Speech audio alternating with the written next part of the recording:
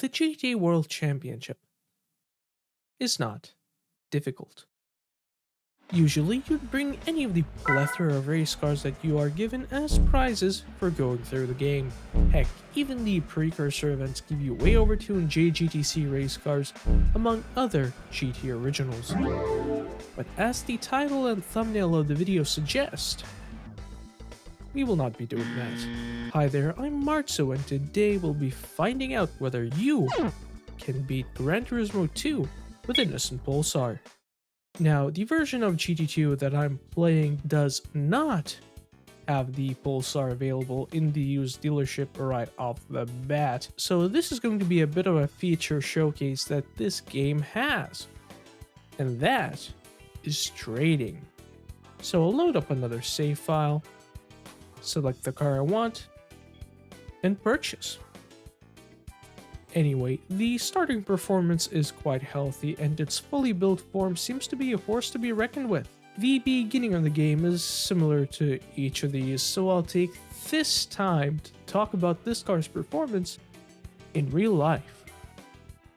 Now, the Pulsar GTI-R was manufactured for 5 years from 1990 to 1994 as a homologation special model to take part in the Group A rally circuit alongside its contemporaries from Mazda, Toyota, Mitsubishi, Subaru, Ford, and of course, Lancia.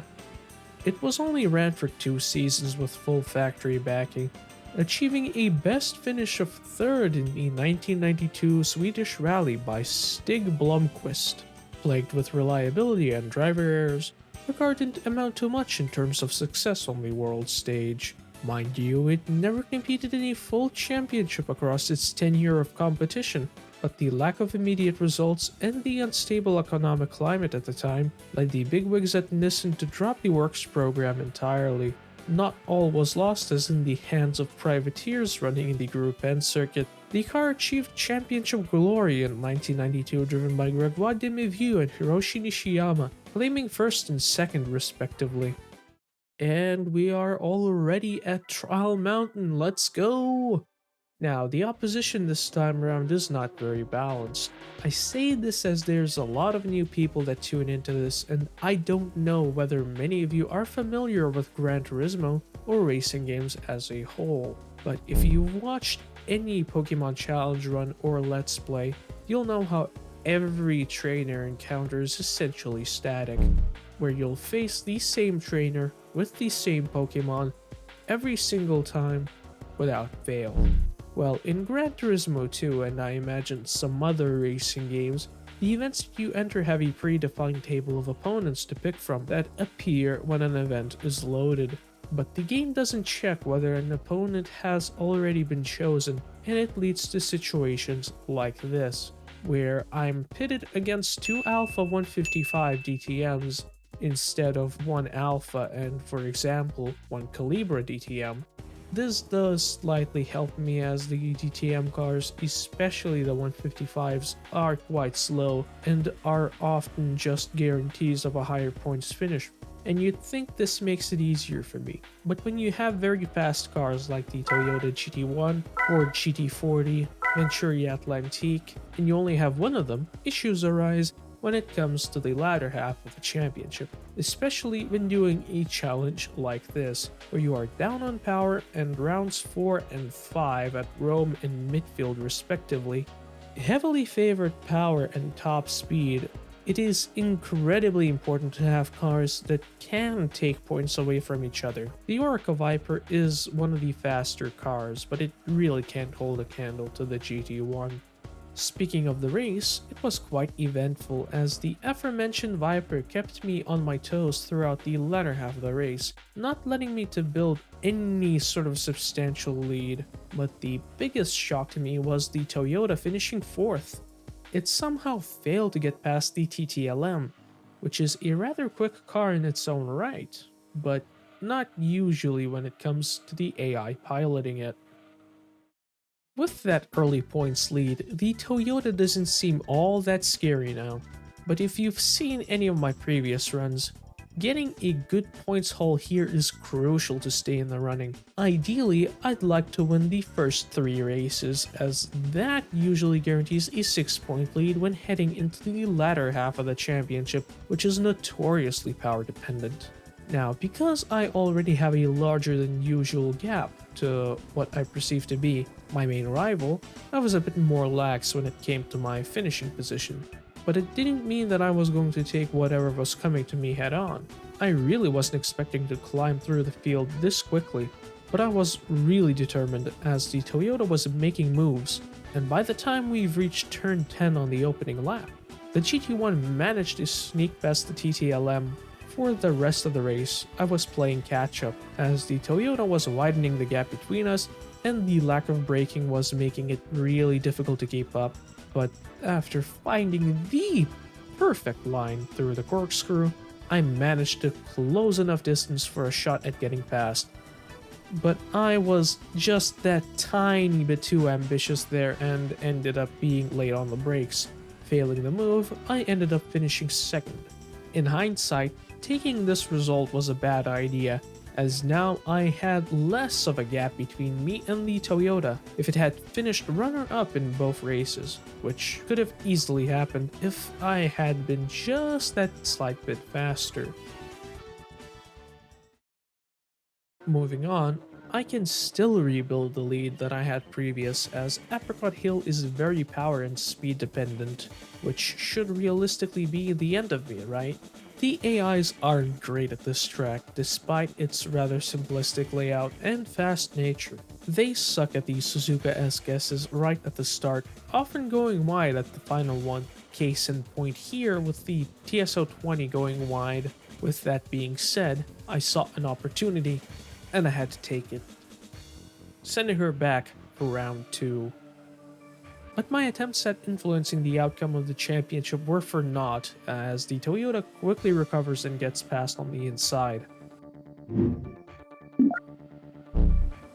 After struggling for the next 3 laps,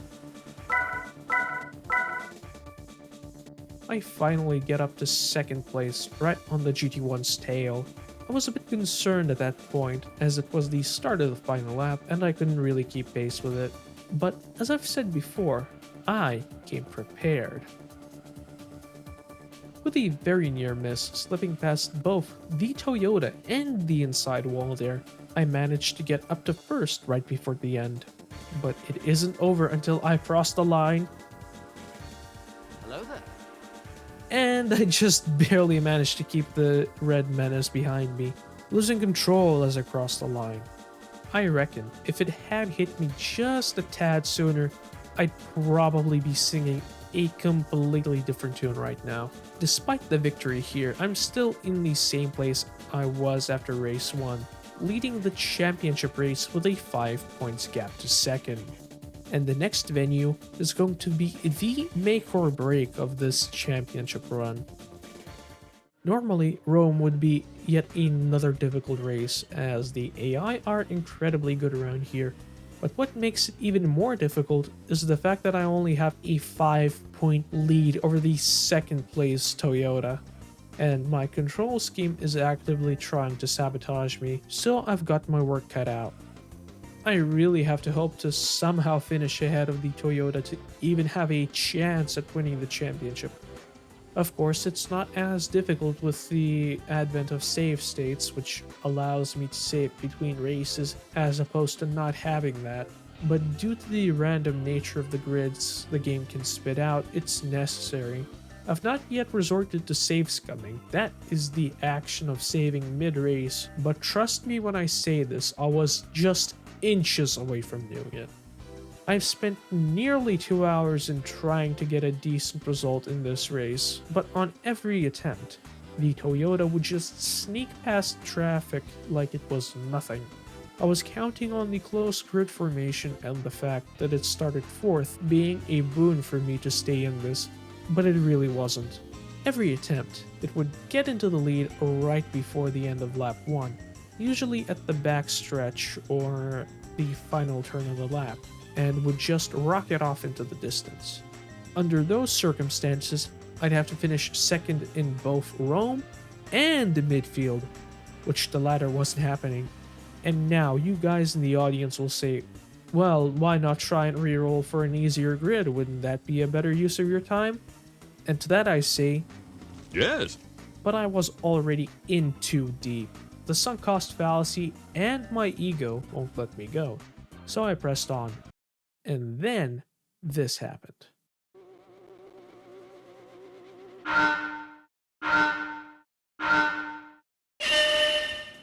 I managed an alright start, nothing out of the ordinary, but the biggest move came at the triangle hairpin, where I managed to get a mega double overtake on the inside, carrying insane pace out of the Coliseum, nearly kissing the rear end of the Toyota there. Right before the end of the lap, it and the then race leader TTLM went side by side in the chase as I find the most opportune moment and dive bomb both of them on the inside of the last corner. It wasn't the cleanest execution and I ended up letting the Audi move forward. But most importantly, I've got the Toyota running behind me. As long as the TSO20 is behind me, I'll have basically secured the championship. Looks like the Viper had caught up to the Toyota back there, and it managed to get past. If the race would just end here, I'd be the champion, even if I'd come last in the final race. But this is only the second lap, so anything can and will happen. Let's not get ahead of ourselves now. I've thrown away plenty of races in the past by being too overjoyed with my momentary success. That slight hit on the inside wall won't help matters, but what matters is the recovery from the mistake, which is absolutely splendid. I'm going even faster than last time. I nailed the perfect line onto the backstretch apart from the slight contact between me and the TTLM as we move onto the braking zone. Side by side, and I outbrake it on the inside, moving into the lead. But that doesn't last as I let the TT pass, knowing if I don't, I won't be able to keep third and fourth place cars behind, and ultimately lose out both on pace and track position. Because of that decision, I carry enough speed to slip past the Audi right before the Coliseum sweeper. Now, the real pressure is mounting as I need to not bottle the latter half of the race, which is easier said than done, but the time of lap number 3 says I'm doing alright. By the time I reach the latter half of lap 4, the Viper and Toyota have managed to get past the TTLM and were just waiting for me to slip up. So, as is customary, I dinked the wall on the outside of the penultimate corner and the inside wall of the final turn. Thankfully, the Viper has enough pace to keep the TSO20 at bay, and I keep my lead heading into the final lap. For some reason, the AI really struggle on turn 1, despite me praising them for being amazing and incredibly difficult to beat around here. They do have a few flaws, which gave me some relief both in the physical and psychological sense, building a solid gap before heading into the back straight, which could have been slightly bigger as I was a little slow around the back of the Coliseum, but I elected to be more cautious. I make up for it by not hitting any walls at the end and managing a mega exit onto the main straight, finishing in first place and becoming the de facto champion. Even if the Toyota had finished second and won the last race, with me coming in dead last, we'd tie on points and the game, from my experience, puts ties in favor of the player. Still, there's the final race at midfield to contend, so let's get that over and done with.